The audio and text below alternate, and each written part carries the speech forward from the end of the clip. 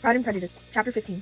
Mr. Collins was not a sensible man, and the deficiency of nature had been little assisted by education or society, the greatest part of his little life having been spent under the guidance of an illiterate and miserly father, and though he belonged to one of the universities, he had merely kept some necessary terms, without forming it at any useful acquaintance. The suggestion in which his father had brought him up had given him originally great humility of manner, but it was now a good deal counteracted by the self-conceit of a weak head, living in retirement, and the consequential feelings of early and unexpected prosperity. A fortunate chance had recommended him to Lady Catherine de Bourgh, and when the living of Hunsford was vacant, and the respect which he felt for her high rank, and his veneration for her as patroness, mingling with a very good opinion of himself, of his authority as a clergyman, and his rights as a rector, made him altogether a mixture of pride and obsequiousness, self-importance and humility. Having now a good house and a very sufficient income, he intended to marry, and in seeking a reconciliation with the Longbourn family, he had a wife in view, and he meant to choose one of the daughters, if he found them as handsome and amiable as they were represented by common report. This is his plan of amends, of atonement, for inheriting their father's estate, and he thought it an excellent one, full of eligibility and suitableness, and excessively generous if disinterested on his own part. His plan did not vary on seeing them. Miss Bennet's lovely face confirmed his views, and established all his strictest notions of what was due to seniority, and for the first evening she was his settled choice. And the next morning, however, made an alteration, for in a quarter of an hour's tete-a-tete with Miss Bennet before breakfast, a conversation beginning with his parsonage house, and leading naturally to the avowal of his hopes that a mistress for it might be found at Longbourn, produced from her, amid very complacent smiles and general encouragement, a caution against the very Jane he had fixed on. As to her younger daughters, she could not take upon her to say, she could not positively answer, but she did not know of any possession. Her eldest daughter, she must just mention, she felt it incumbent on her to hint, was likely to be very soon engaged.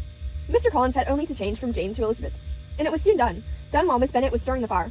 Elizabeth, equally next to Jane in birth and beauty, succeeded her, of course. Miss Bennet treasured up the hint, and trusted that she might soon have 2 daughters married, and the man whom she could not bear to speak of the day before was now in her good graces. Lydia's intention of walking to Meryton was not forgotten.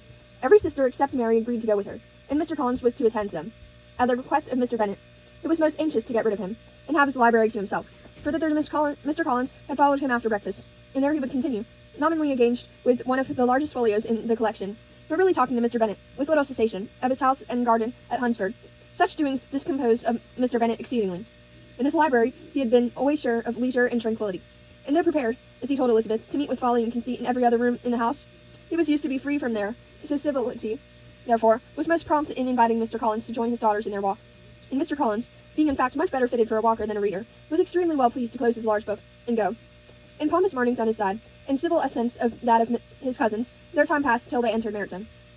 The attention of the younger ones was then no longer to be gained by him. Their eyes were immediately wandering up in the street in quest of the officers, and nothing less than a very smart bonnet indeed, a really new muslin in a shop window, could recall them. But the attention of every lady was soon caught by a young man whom they had never seen before, of most gentlemanlike appearance, walking with an officer on other side of the way. The officer was the very Mr. Denny. Concerning his return from London, Lydia came to inquire, and he bowed as they passed. All were struck with the stranger's air.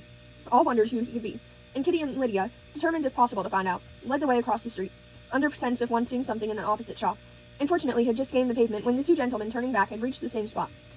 Mr. Denny addressed them directly, and entreated permission to introduce his friend, Mr. Wickham, who had returned with him the day before from town, and he was happy to say he had accepted a commission in their corps. It was exactly as it should be, for the young man wanted only regimentals to make him completely charming. His appearance was greatly in his favor. He had all the best part of beauty, a fine countenance, a good figure, and a very pleasing address. The introduction followed up on his side by a happy readiness of conversation, a readiness at the same time perfectly correct and unassuming, and the whole party were still standing and talking together very agreeably when the sound of horses drew their notice, and Darcy and Bingley were seen riding down the street.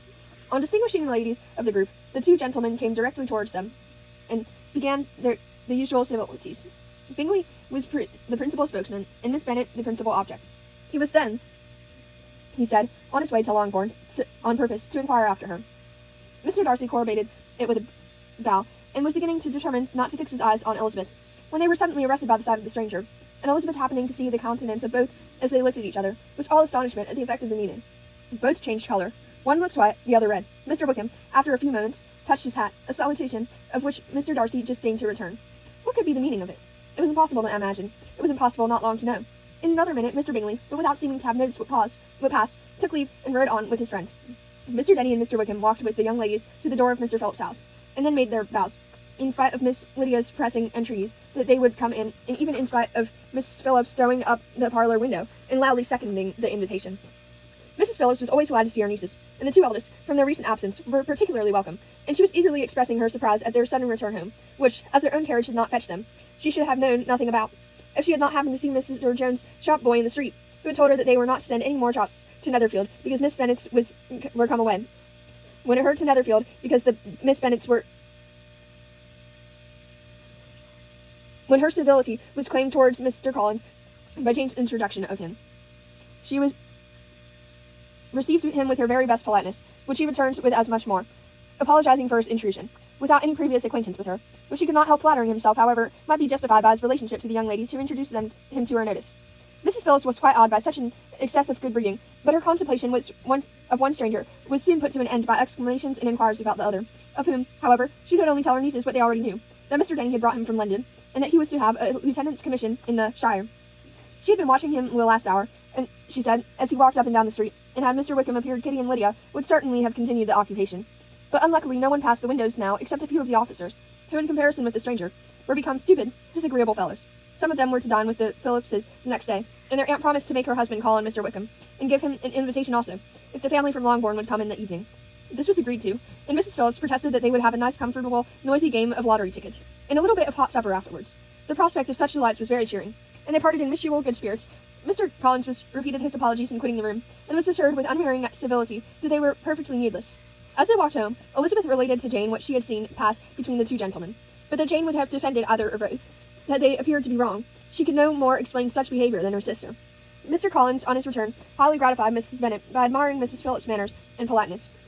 He protested that except Lady Catherine and her daughter, he had never seen a more elegant woman, for she had not only received him with the utmost civility, but had even pointedly included him in her invitation for the next evening. Although utterly unknown to her before, something he supposed might be attributed to his connection with them, but yet he had never met with so much attention in the whole course of his life.